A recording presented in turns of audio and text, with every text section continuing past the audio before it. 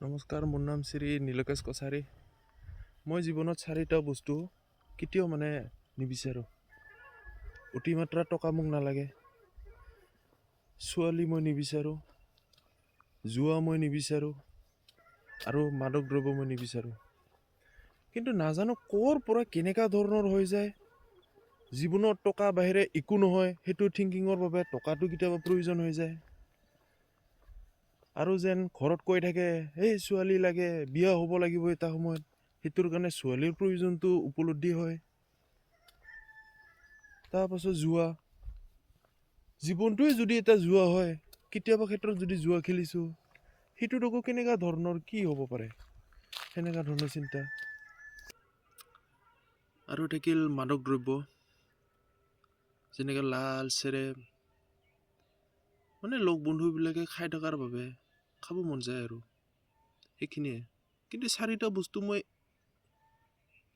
কিয় বা নাজানো, সেই চাৰিটা বস্তুৰ প্ৰতি মই সদায় ভাবোঁ এই চাৰিটা বস্তু মই যেনেকাই নহওক মই এৰিম। কিন্তু আজিৰ সমাজত এই চাৰিটা বস্তু কেতিয়াও আপুনি এৰিবই নোৱাৰে।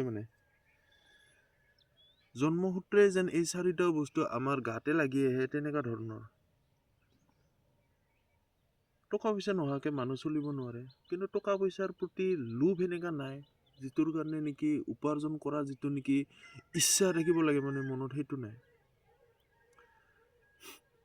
আৰু অকলশৰীয়া জীৱনৰ কাৰণে যেন এজন ছোৱালীৰ প্ৰয়োজন হয়, সংগী, আৰু সেইটোও ফিলিংছ নাই।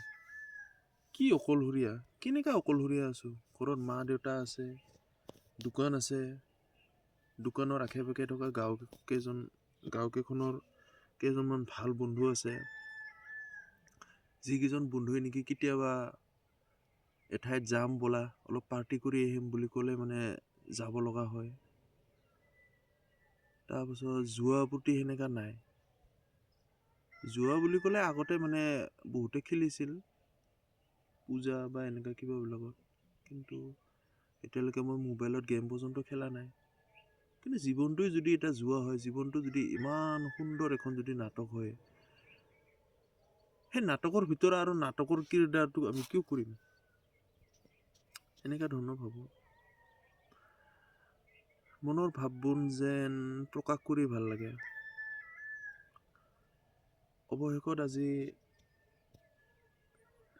জানুৱাৰীৰ 7 তাৰিখ 2025, 30 বছৰত ভৰি দিলোঁ।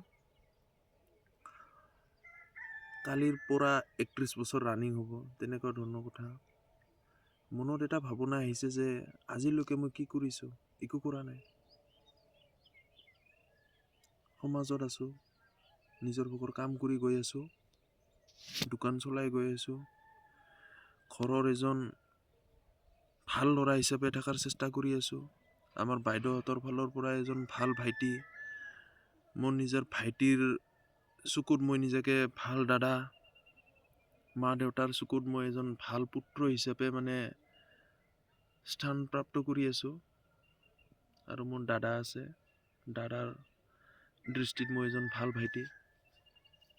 সেইখিনিয়ে আৰু, বেলেগ একো ক'ব লগা নাই।